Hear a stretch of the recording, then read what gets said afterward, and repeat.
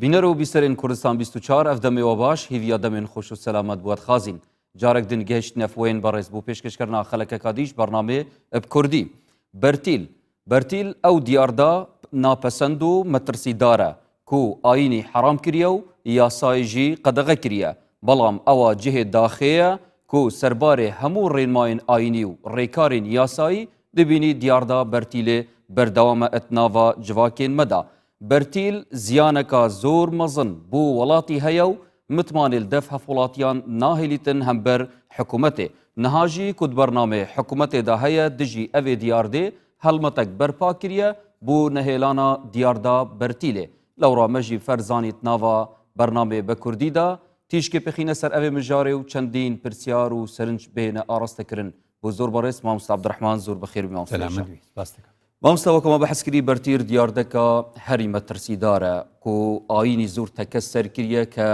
مرۆڤێ ئایندار ئانکو باوەڕدار لێ دیر بکەویتن هەروەسا چەندین ڕێنماین یاساییژی هەنە سەبارەت وێ چەندێ گەل وێ چەندێت هەر دیاردە و یا هەی ئەتناڤە جواکێن مەدا لەوڕە مەدوێتن ئەم سەروێ مژارێ پراوسین و دەستپێکی بزانین ئەرێ بەرتیل چییە و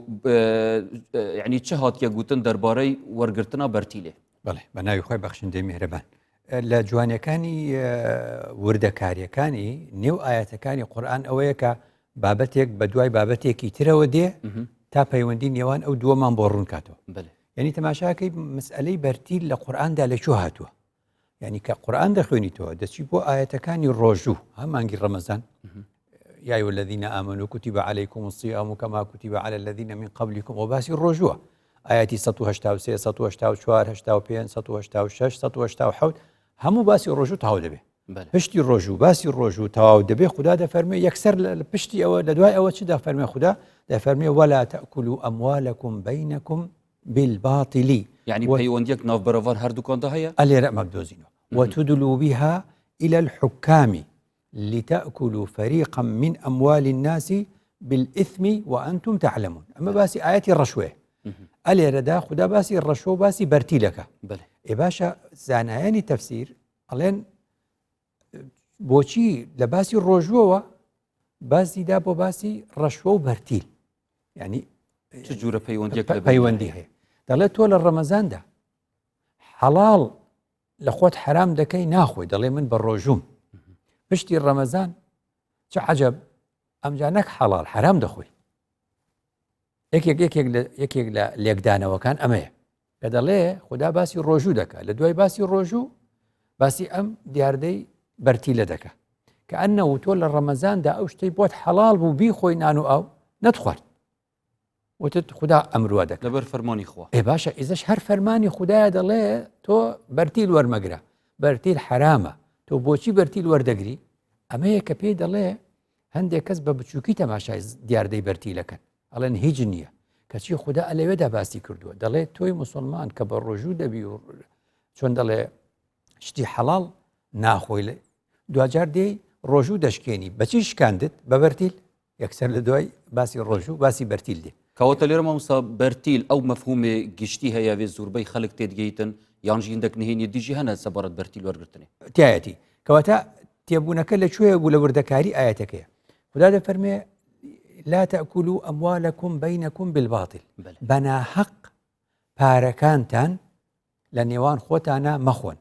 ئەموالەکم بە کوردی یعنی پارەکانتان کەئەنەهوو بەری ئەوە و پێشی ئەوەی بەرتیل وەربگیرێ ئەم پارەی هەمومانە پارەی هەمومان و مڵکی هەمومانە کە ڕەشوە وەرگیرا وتدلوا بها إلى الحكام کە ڕەشوەتاندا کە بەرتیلتاندا بەکاربەدەستان لتأكلوا فريقا من أموال الناس بوو بە فەریق ئەو کاتە اینجا بەش بوو پارەکە هی هەمووان نیئیدی هەندێک بردیان و هەندێک فەقیر بوون هەندێک دەوڵەمەند بوون هەندێک هەژار بوون ئاەتەکە زۆر بە وردی ئەو دیاردەیەشمان پێ دەڵێ جا وشەی بۆچی ڕەبتی کردووە بە حوکام بە دادوەران و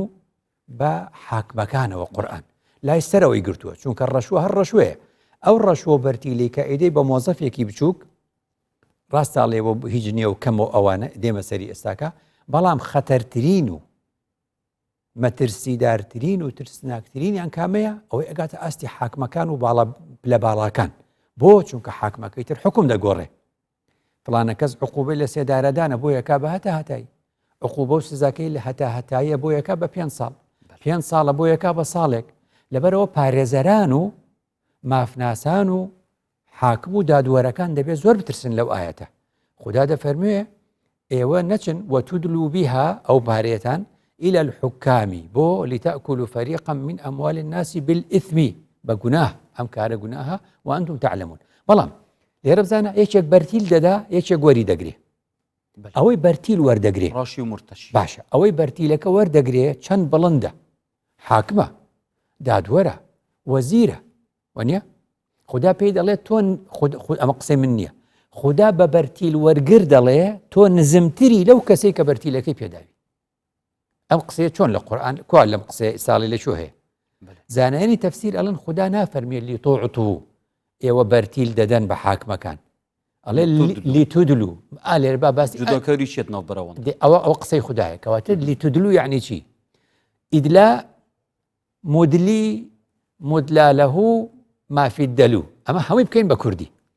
دەڵێ ئەمە لە چۆدا ئەوترێ دەلو ئێستا یعنی سەتڵ بە کوردی بە کوردی سەتڵ لە هەندێک شوێن دەڵێن پەقرەنج لە هەندێک شوێن دەڵێن سەتڵ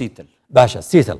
کەواتە ئەم سیتڵە و ئەم سەتڵ و ئەم پەقرەنجەکە خدا باسی دەکات لیتودلو بها إلى الحكام لیتودلو بها ئەوەی ڕەشوەکە دەدا و بەرتیلەکە دەدا حەبلەکە و پەقرەنج و سەتڵ و سیتڵەکەی بەدەستەوەیە چ دەکا شۆڕی دەکاتەوە بۆ ناو بیرەکە بۆی ئەو دەرکە ئەمە نمونەی سەتڵ و بیرەکەیە خدا بۆچی ئەوەی داناوە نمونە مەجازی چت گەهینی ئەوە دەڵێ ئەو کەسەی کە بەرتیلەکە دەدا لە بڵندی وەستاوە ئەوەی پارە دەدا لە بڵندی وەستاوە بە حەبل سەتڵ و ستڵ شۆر دەکاتەوە بۆ ناو بیر ئەوی وەردەگرێ المدلا لەه لیتودلو بها ئەوەی کە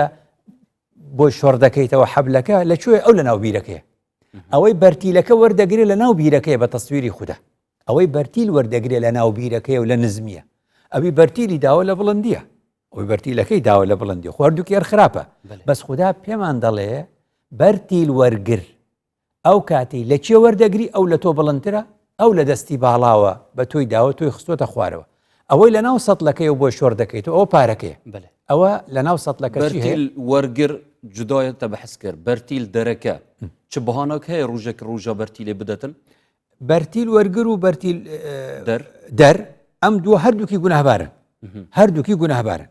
بەڵام ئەگەر زانایان دەڵێن ئەگەر حەقێکت ئەلێرە هەبوو هیچ مەجال نییە وەریگری ئیلا لە بەرتیلم دەرێ لەو حاڵەتە بوو بە ناچاری ڕەنگە بەرتیل دەرەکە گوناهەکەی بچووک بێتەوە چونکە ناچاریان کردووە بەڵام ئەوەی کە وەری گرتووە و ناچارکەرەکەیە وەرگرەکە لە هەموو حاڵەتەکانە هەر خوددا لێ خۆش نابێت وەرگر ضرورة تبيح المحظورات بو وەرگری نییە بەڵێ بوو ڕاست بدەری هەیە ڕاستە لەوەیە یعنی یەکێک ناچاریان کردووە هیچ مەجای تێدا نییە ناچار ئەوە بکە ئەو ناچارە ئەوەی کە ئەیدا گوناهبارەکەی بچووکتر دەبێتەوە بەس حاڵەتی وەرگر ئەوەی کە وەردەگرێت کاکە چ بۆ وەری دەگری بۆچی وەری دەگری و لە پایچی وەری دەگری هەر وەردەگری کە هەر وەردەگرێ ئەوە گوناهەکەیەتی کەواتە الئیدلاء نەقیض التەرەفعی بە کوردی زانانی تەفسیر دەڵێن شۆڕکردنەوە پێچەوانەی بەرزبوونەوەیە کەواتە ئەی حاکم ئەی دادوەر ئەی پارێزەر ئەی مۆزەف ئەی فەرمانبەر ئەی وەزیر ئەی بەڕێوەبەری گشتی ئەی بەڕێوەبەر وەختی ڕەشوە لە چێ وەردەگری تۆ لە نزمیت خدا وا دەفەرمێ قسەی من نییە خدا وا دەفەرمێ دەڵێت تۆ لە نێو بیرەکەی ئەو سەتڵەکەت بۆ شۆڕ دەکاتەوە اتناوە ئەخفتنن تا دەمامۆستاتە تەکە سەروی چەندێک کرد کە بەرتیل بریتیە ئشپارەی ئەرێ ئێرە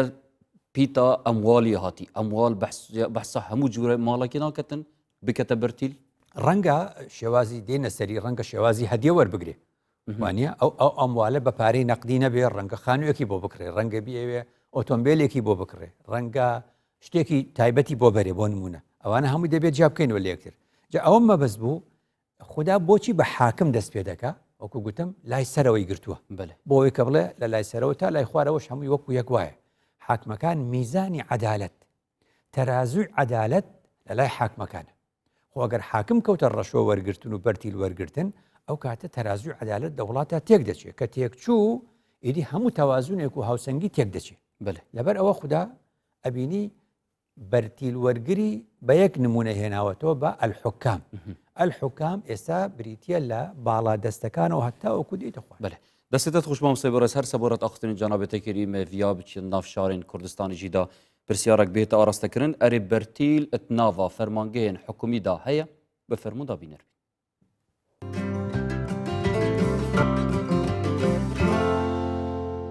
هر جهة هبت برتيليا هاي بهربتر تونشي يعني شو لكي بكينو كهكر برتيل نبت قالك جهة هنجي برتيليا هاي وبرتيج برتيلة بهستراجي إذا قالك جرده شهر دا كده كاراكي كي تبخو خدانه برتيلة دبينه كشتا بهستر هات برتيلة قوي ترى أو ده بري تراكاتن دیارتەی بەرتیل بوونی هەیە زۆریش بوونی هەیە لەبەر ئەوەی کە ئێمە جیلێکین و لە ژێردەسێکی حکوومەتە داپڵەسێنەرەکانی یەک لە دوای یەکشین باشە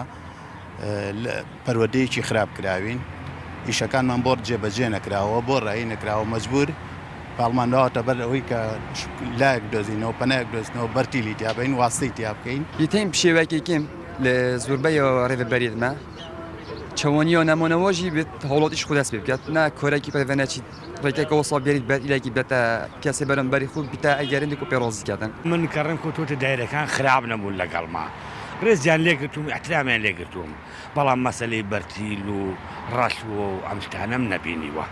ناتوان حکمی کوێرانە بە إنه كذا في مجتمع مهمية طبعا مثلا همي دايرة شو دايرة توشية إلا شو لتن برتي لبرة بتشتن راسي تشتكي جالك نيجانا يعني بربتر عم حس كين حكمة في تشتي بظالم كأف تشتي هاي بلكي هندك دايرة مديري هاجنا بيتن أب خستا في وقت كان بجا أف جافت ويستا في شيار كان كنا شهر تشتكي هابيتن يعني بقف كي هر دايرة تو معاملة خود برة بي باور بقى معاملة برة نوتش حتى تبرتي لكن نده بله بینەرین بەڕێ سوپاس بوو بەشداربوویان کە ڕاوسەرنجین خۆ ئاراستەی مەکرین دیار بوو هەموو بەشداربوویان ئەپ ئێکدەنگ بەحساوی چەندێک کرد کە دیاردا بەرتیلێ هەیە و ڕەنگە هەندێک جار بووە دیار دەکا زۆر پێش چاویش پێتویە بهێتە چارەسەرکردن. مامۆستای هێژا ئەگەر بهینە سەر تەوەرێن خۆ مەسێ چەمکێن ژێک نزیک هەنە و مەحەز کرد بزانین جوداکاریت ناوبەرە ڤانتشتاندا چییە بەرتیل و دیاری و واستەکاری ئەف هەر سێ چەمکە هەر ئێک چدا خود بینیتن و ئەوەوان چاوە مەترسیەوە. باشە زانای کوردی بۆتان ئیبن الئەثیر بله ئیبن الئەثیری جەزیری بۆتانی ئەڵێ ڕەشوە کە لە قورئاندا بە ئەسوحت ناوی هاتووە ئێستا دێین باسی ئەو شەکەین یعنی جیاوازەکانیان چییە ئیبن الئەثیری جەزیری بۆتان دەڵێ ڕەشوە چییە دەڵێ ڕەشوە بەمانە بە خۆمان دەڵێن بەرتیل ئەڵێ الرەشوة التەوەسل بالمصانعة یعنی چۆن یعنی ئەگەی بە مافەکەی خۆت ئەبێ شتێک ببەخشی ئەبێ شتێک بدەی زیادە کە ئەرک نییە لەسەرت بیبەخشی بۆ ئەوەی بگەی بە مافەکەی خۆت بگەیشتن بە مافەکەی خۆت ئەبێ شتێکی زیادە ببەخشی ئەمە پێدەوتری ڕەشوە. ئیبن الئەثیری جەزیرەی بۆتان دەڵێ بە شێوازێکی بیرکاری پێمان دەڵێ ڕەشوە دانێ بڵێ ئەمە ڕەشوەیە بینوسە وەک ژمارەیەک ئەڵێ سێگۆشەیەک لە دەوری بکە ئەڵێ سێگۆشەیەک هەیە مثلەثێک هەیە سێگۆشەیەک هەیە ڕەشوە دروست دەکە ئەو سێگوشە بریتیش یەکەم ڕاشی ئەوەی کە ڕەشوەکە دەدا پارە دەر با بڵێ دووەم ڕائش ئەوەی کەوا وەسیتە لە بینی هەردووکیان پەیوەندەکەیان ڕێک دەخە مرتەشی ئەوەی کە وەردەگرێ مەسئولەکە حاکمەکە وەزیرەکە بەڕێوەبەرەکە مرتەشیە وەردەگرێ ڕاشیەکەش ئەوەیە کە دەدا مرتەشی ئەوەیە وەردەگرێ ڕائش لە بینیانە لای ئەو دەڵێ کاکە تۆزێ زیاتر بدە لای ئەم دەڵێ تۆزێ کەمتر بدە ڕێچەخە ئەوە شتێکەیە پەیوەندی دروستکردنەوە بەرە ڕەشی مرتەشی ئێستا لە نێو دائیرەکانە هەنێک کەس هەیە بەتایبەت لە عێراق زۆر واریدە کە وەسیتێک پەیدا بووە لەو بینەیە ئەچێ لەو وەرەگری ئەڵێ کاکە وەڵا بەوەندە کەمە ئەڵێ ئەوەندە نابێ ئەوی دەگەڕێتەوە دەڵێ کاکە تۆ زیادی کە تۆ کەمی کە لەو بین ئەوە ڕائشەکەیە کەواتە قسەکەی ئیبن الئەثیری جەزیرەی بۆتانی جوانە پێشی چەند سەد ساڵ لەمە وەرگوتوێتی وەکو سێگۆشەیەک لە بەرچاوت بێ ڕاشی پارەکە دەدا مرتەشی وەردەگرێ ڕائش لە بینیانە واستە دەکا و معاملەکەیان بۆ ڕێک دەخا و لە بینی هەردووچیانێ. وشەی بەرتیل چییە؟ نەوشەیەکی کوردیە نەوشەیەکی عەرەبیە وشەیە کە هەندێک دەڵێن سریانیە هەندێک دەڵێن فارسی بووە بەرتیل لە زمانی خۆیداڵن بەرتیل ئاوا نووسراوە دەڵێن بریتیە لە بەردێکی درێژی یان ئاسنێکی درێژی لاکێشەیی بۆ ئەمە چ پەیوەندی هەیە بەرتیل ئەم وشەی بەرتیلە لەوێەوە هاتۆ دەڵێن زانایانی زمان دەڵێن بەرتیل بە سریانی بە فارسی کۆن بریتیە لە بەردێکی درێژی گەورە دەڵێ وەختێ تۆ بەرتیل دەدەی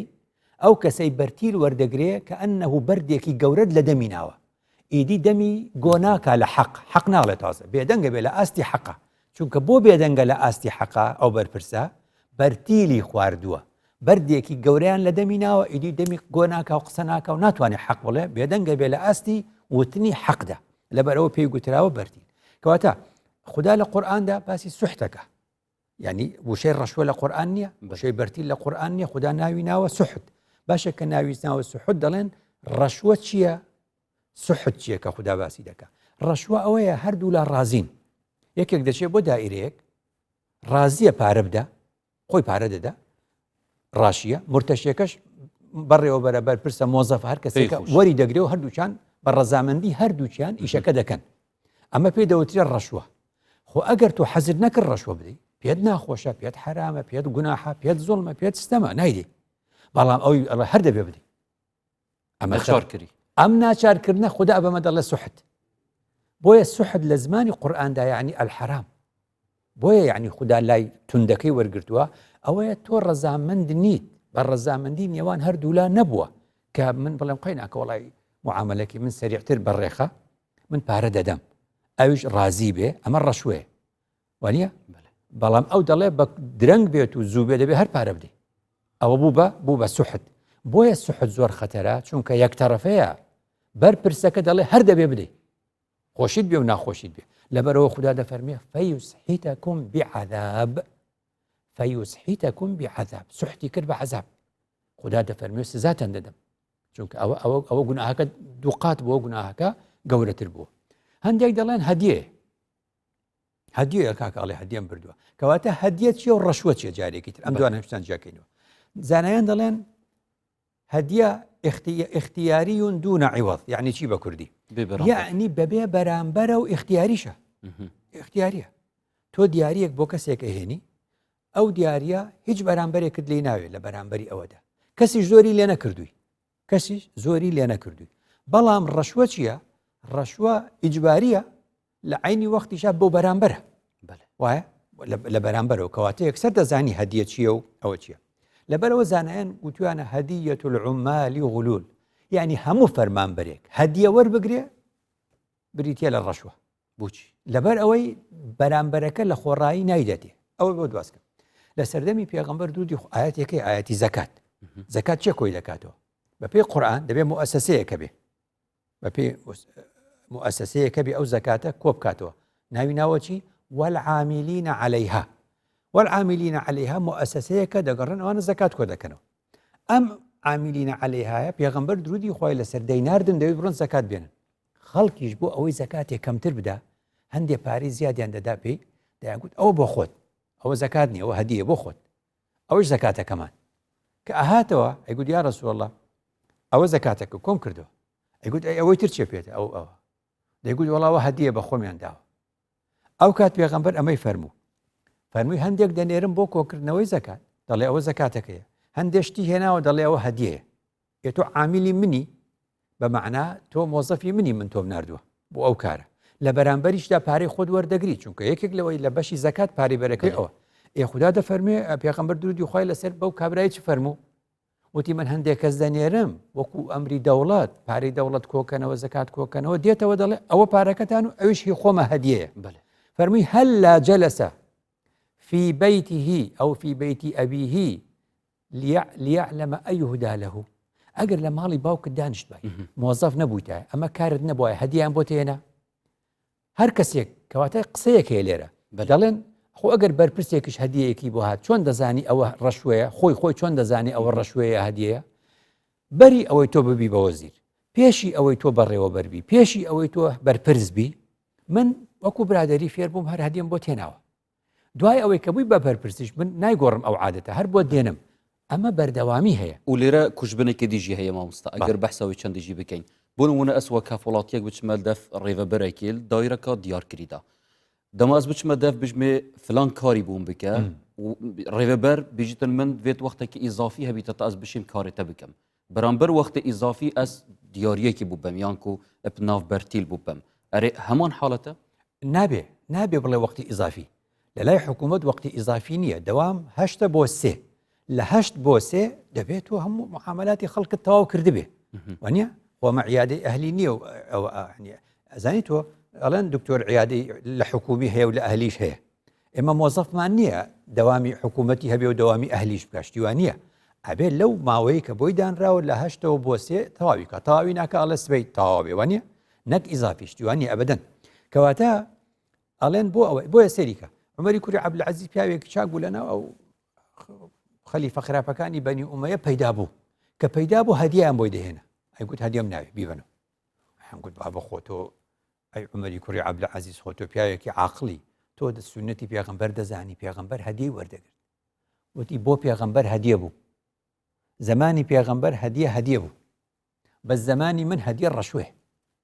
ئێوە کەستان بە خۆڕاییشت بۆ من ناهێنن کەستان بە خۆڕایی شت بۆ من ناهێنن کەواتە ئەلەوێەوە ئەو باسە وەکو بڵێ ئەوی جارێکی تر دەبێت لە یەکتری جیا بکەینەوە جا لێرە واستە کاری خۆل لە چیدا دەبین هەر بە هەمان شێوە واستە جۆرێکە لەوەی پێدەوترێ شەفاعەت یا پێدەگوترێ بە زمانی ئێستا ئەم سەردەمە پێدەگوترێ واستە ئەم واستەکردنە کەسێک هەیە مافێکی هەیە کەسێکی شەیە مافێکی نییە خۆگەر مافی نەبوو کەسێک واستەی بۆی کرد ئەوە جارێکی تر جۆرێک لە ڕەشوەی پارەی تێدا نییە بەس بە جۆرێک معنەویە بەڵام جۆرێکی تریشی تێدایە ئەم کە دێ واستە بوو ئەوە کات ئەوی جارێکی تر ئیشێکی بەم هەیە ئەمانە بینیوە بیستووە ئەگەم لێتی لەم شتانە یعنی ئەگەر یەکێک هات واستەی کرد لە لای تۆ ئەڵە فلانم بۆ تەعینکە تۆ بۆ دەیکەی بووی چونکە بەرامبەری ئەوش هەر ڕەشوەیە چۆن ماوەیەکی تر تۆ ئیشت بەو دەکەوێت دەڵێ فلانە کەس تۆ فلانت نهێنا من تەعینم کرد بۆت بەڵێ دەڵێ ئەوش منش ئەمڕۆ ئیشم هەیە بە تۆ فلانە کەسم بۆ تەعینکە دەبینی ئەوە کەواتە واستە و ڕەشوە و هەدیە لەم سەردەما هەمووی هەر یەک شتە باش دەستێتت خوش مامۆستای بەڕێز دەچینە بهێنڤەدانێکا کورت و دەهینە جواتەوەی هێشا بە فەرمان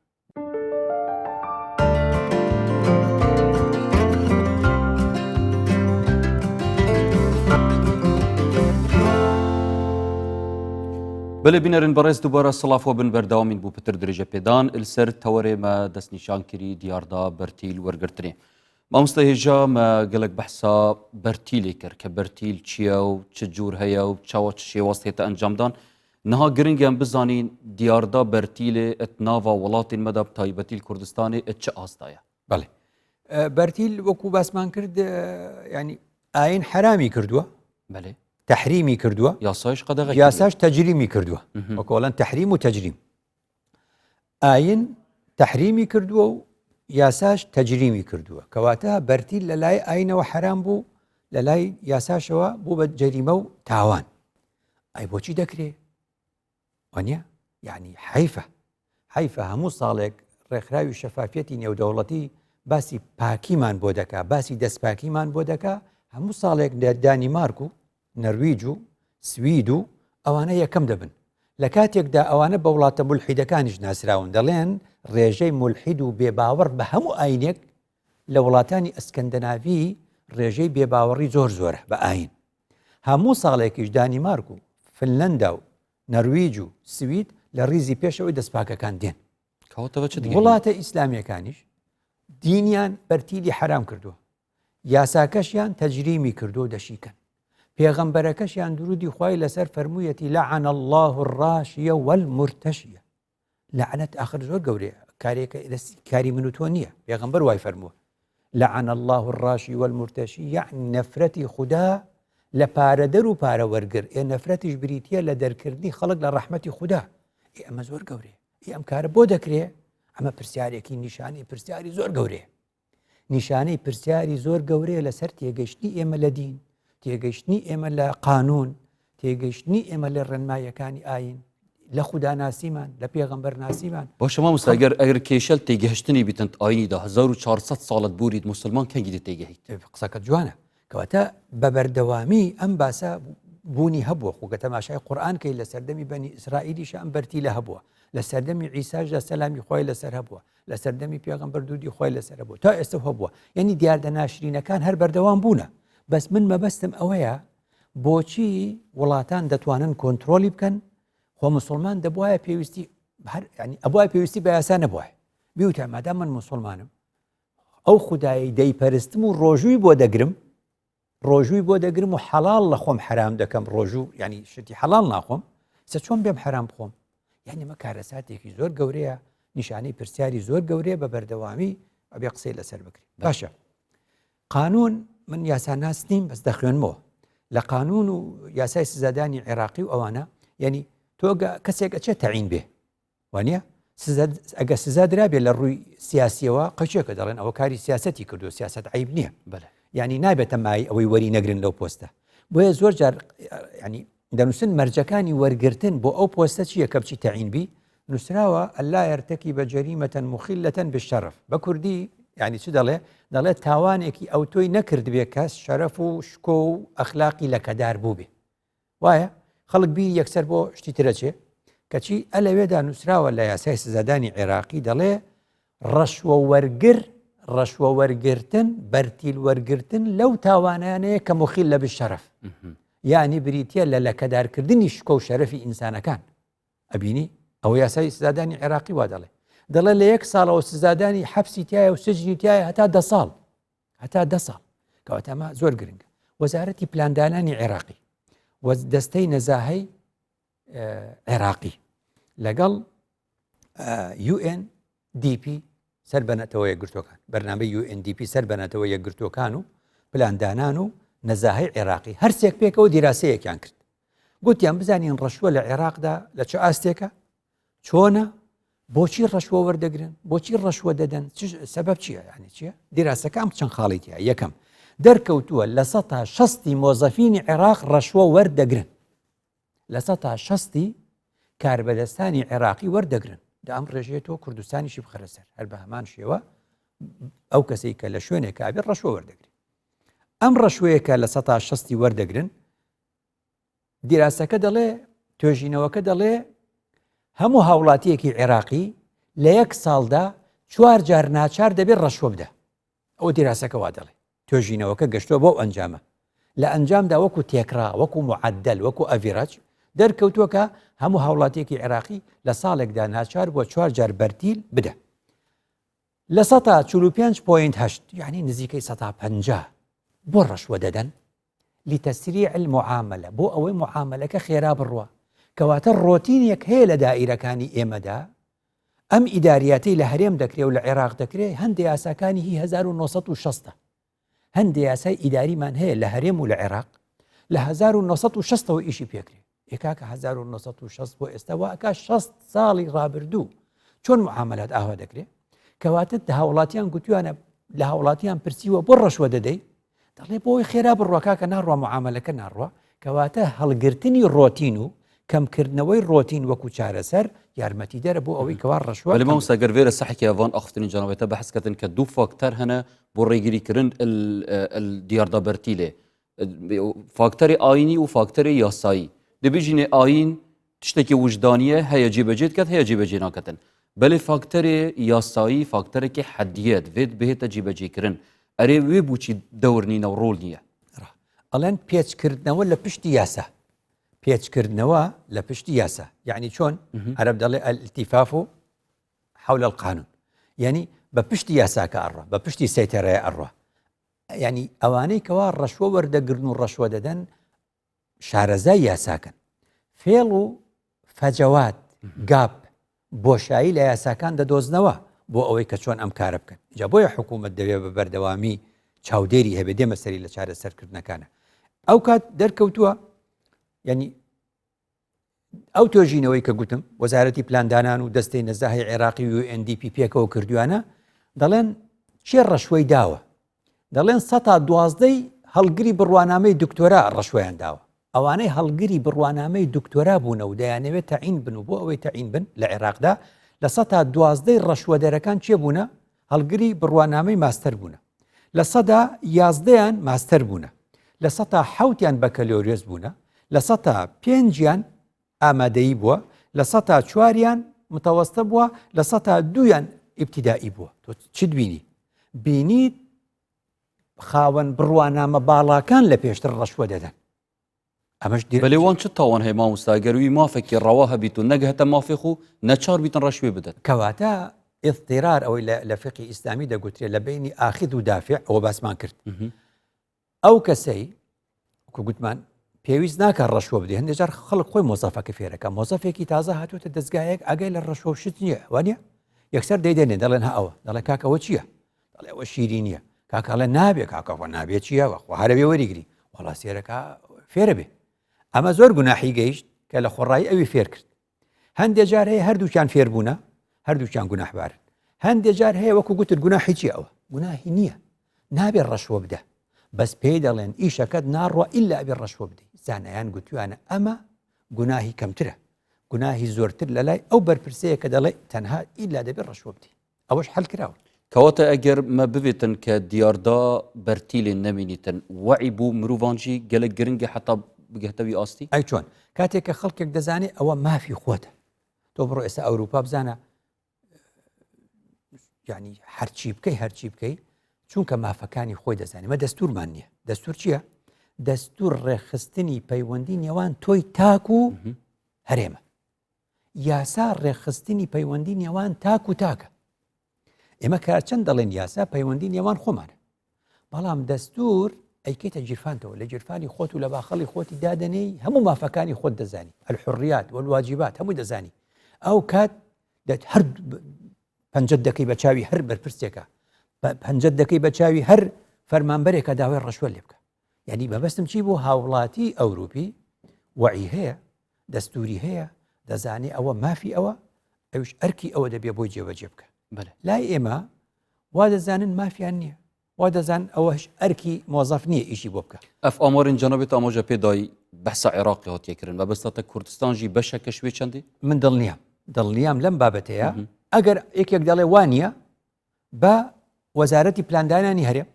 وەکو ئەوان بۆ ئەوەی بزین هەمان ئەنجاممان دەستەکەوێ با وەزارەتی پلاندانانی هەرێم و با دەستەی نەزاهای هەرێم و با UNDP لە کوردستانی شا دیراسەیەکی وا بکەن بزانە چی دەرەچی. چۆنە هەردیسان مامۆستا مەدوێتن بەشێ دوی بچینەت ناف شارین کوردستانیدا ئەف پرسیارە هاتی ئاڕاستەکردن چاوە دیاردە بەرتیلێ دەهێتەش ناف برن بفەرموودا بینەروی.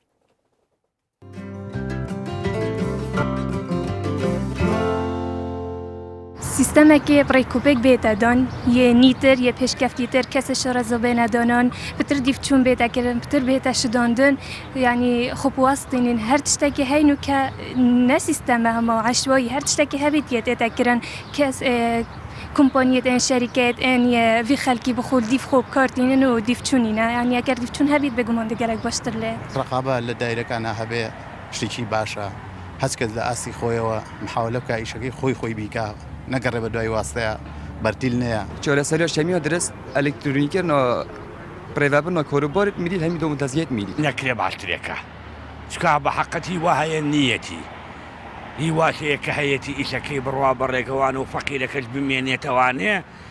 ئەوە شتێکی تاوانێکی گەورەیە و گوناحە. سیستەمێک هەبیتن هەمی ستافێوێ هەمی دیفوی سیستەمی بچن ئەس بژم تشتێ و ساڵا مینیدن وهەکە هەمی دیفوی ستافی بچن و ئەگەر ئەو ئێکی خەلاتی کرد یان دیفوی ستافی سیستەمی ناچوو دوێت مدیر بی بکەتە دەرێ ئەس بژم دمایی کێدێ و سا گەلک باشتر بیتن. بەلێ بینەرن بەڕێز سوپاس بوو بەشداربوویان کە ڕاو سەرنجێن خۆڕاستای مەکرین هەر ساخ و سەلامەت بن. مامۆستا هێژا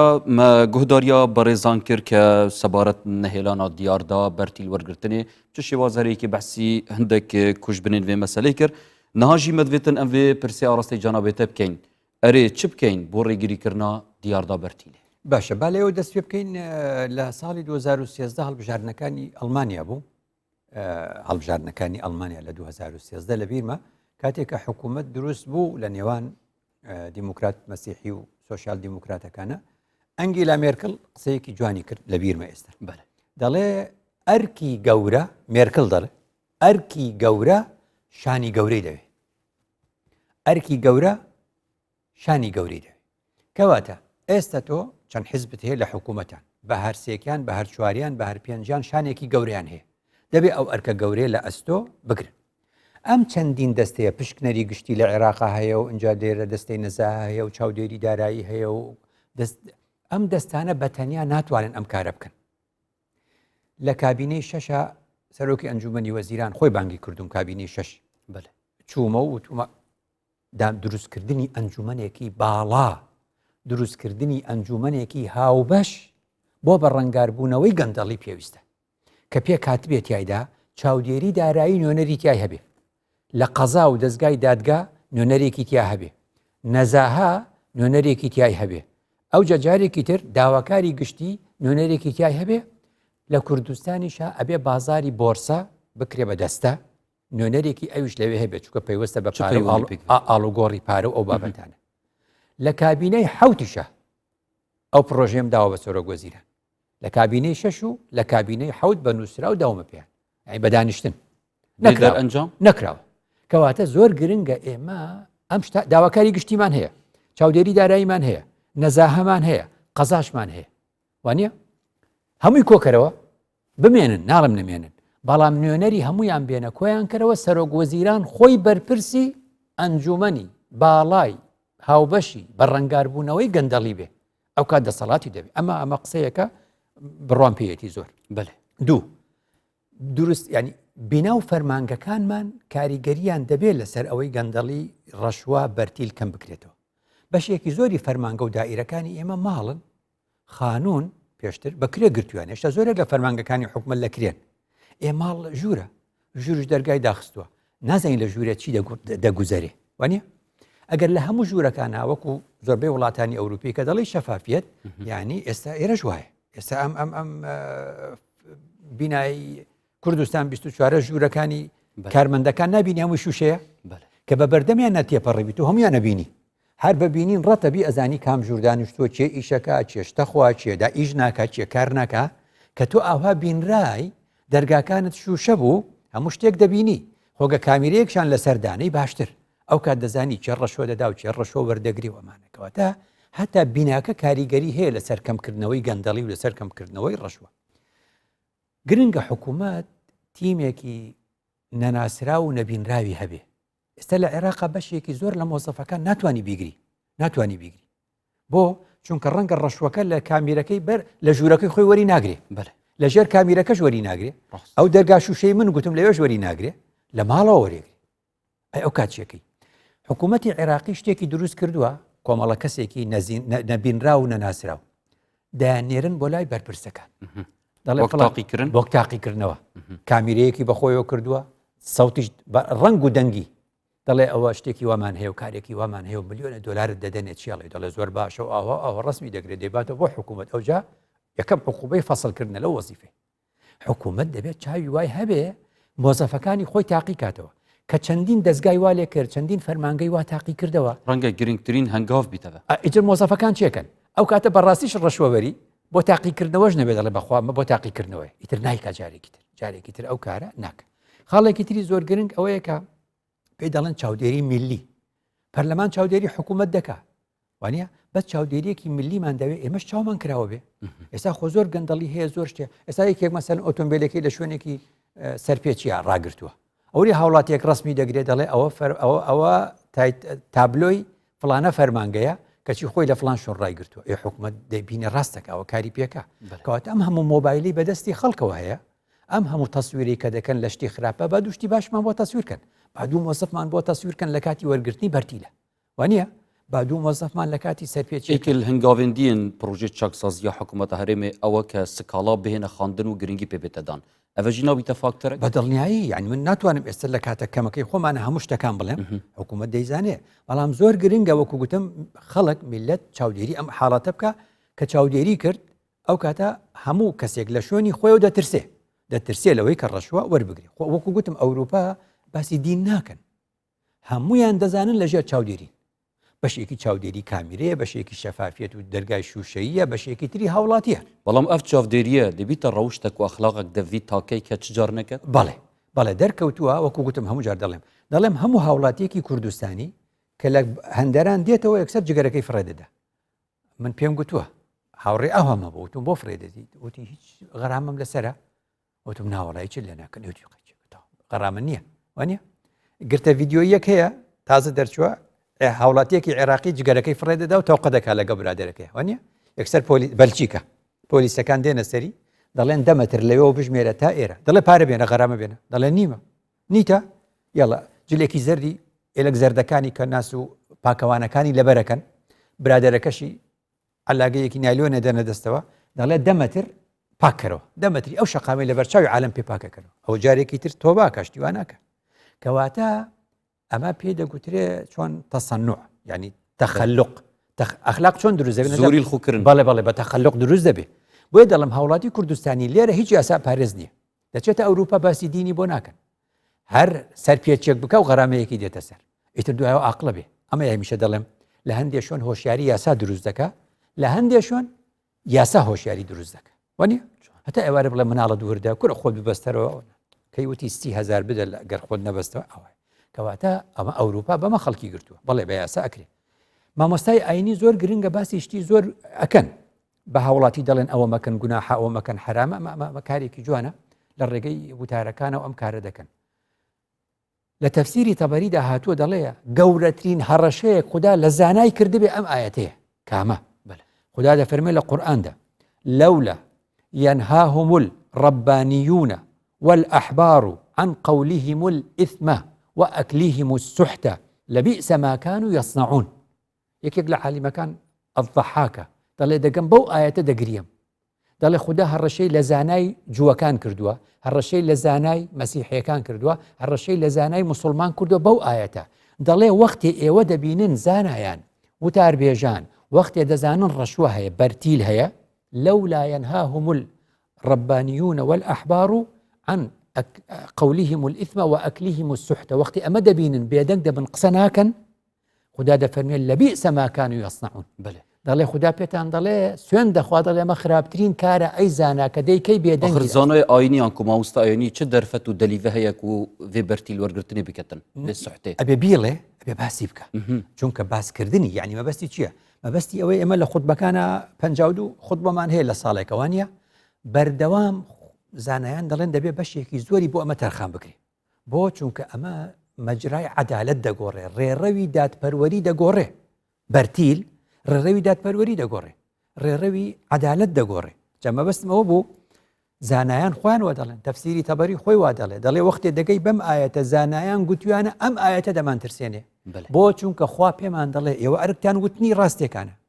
دەی دەڵێ پێمان دەڵێ زۆر باسی بەرتیل وەرگرتن بکەن باسی بکەن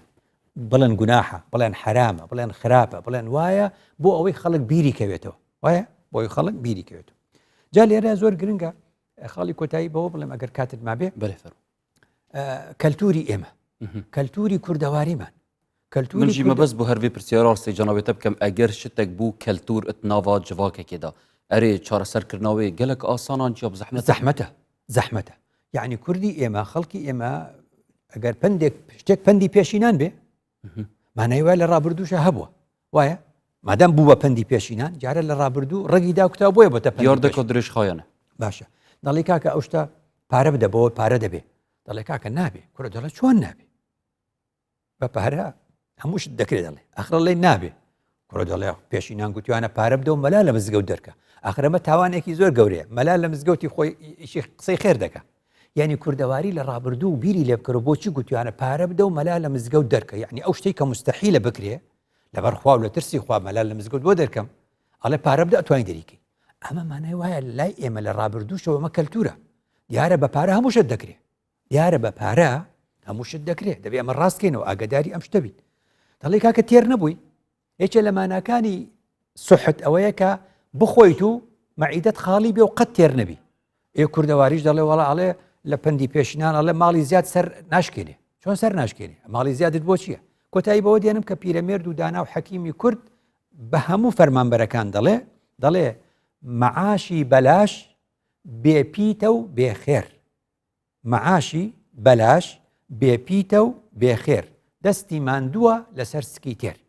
ئەو بەعاشەی کەوەری دەگرن مەعاشی بەلاش و بندیوار و بەرتیل بزانن نەتێرتانەکە بێپیتە بێبەرەکەتە بێخێرە ڕنگ دەداتەوە لە تاڵکردنی هەموو ژیانتانە هەرچی بە ناوی شیرینی وەری دەگرن ژیانتان تاڵ دەکەن دەستێتت خۆش مامۆستای بەڕێز زۆر سپاس جەنابێتت کەین بۆ گوتنەوان هەمی ئاختنین پەربەها بینەرین هێژا وی ئاوای دەهینە دومایاوێ خەلایکێ و زۆر سپاس بۆین بەڕێز هیڤیا مامۆمەشیاویتن خزمەتەکە بچیک پێشکەشی بۆین بەڕێز بکەین سەبارەت بابەتی هاتیە دەست نیشانکردن دیاردە بەرتیلێ ئەروسا سپاس بۆ هەفکارین بەڕێژی ئجورا کۆنتڕۆلی کە دگەل متماندی بوون تا خەلەکەکەدی خدای مەزن مەهەمیان بپارێزیت